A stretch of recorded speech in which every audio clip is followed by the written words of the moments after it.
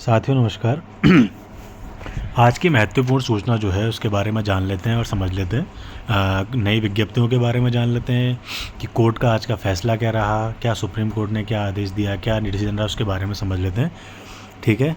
तो supreme court का जो अभी हाल ही में जो आपने फैसला देखा होगा, अगर आपने न्यूज़ देखी होगी तो आपको पता चला होगा कि कोर्ट ने क्या करा है, जो बीएड बिच कोर्स का जो मामला है उसको जो है आगे बढ़ा दिया है और जो है नई डेट मिल गई है। यानी कि अभी ऐसा कोई डिसीजन लेके नहीं आया कि इनको लेना है या नहीं लेना या होल्ड पे रखना है, क्या डिसीजन आने वाला है, ऐसा कुछ नहीं आया।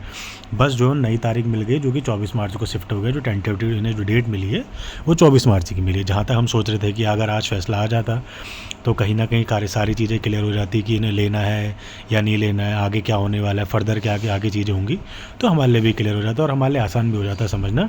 क्योंकि जितनी आगे चीज़ें बढ़ती रहेंगी, देखो लोगों की उम्र भी कहीं ना कहीं बढ़ रही है। कहीं अगर ऐसा हो एज के क्राइटेरिया से बाहर हो गए, कई चीज़ें आ सकती हैं आने वाले टाइम पे। अगर नई नियमावली है उसमें भी कई चेंजेस देखने को मिलेंगे।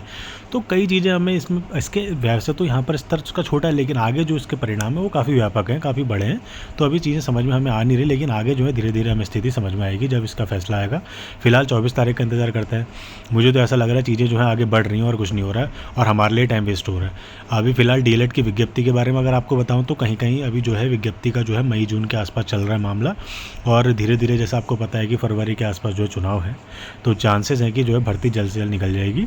क्योंकि देखो उनको भी जो है चुनाव से पहले कुछ ना कुछ तो देना ही है अभ्यर्थियों को, और वैसे साहब उन्होंने वादा कर रखा है।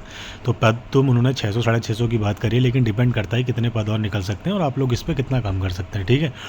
और बाकी जो रहा 2025 और 26 की भर्ती का, उसमें तो फिलहाल अभी कुछ नहीं कह सकता, वो सब होल्ड पे चल रही है। जिससे पूछो हर किसी का कहना है कि काम चल रहा है, अभी हम कुछ नहीं कह सकते।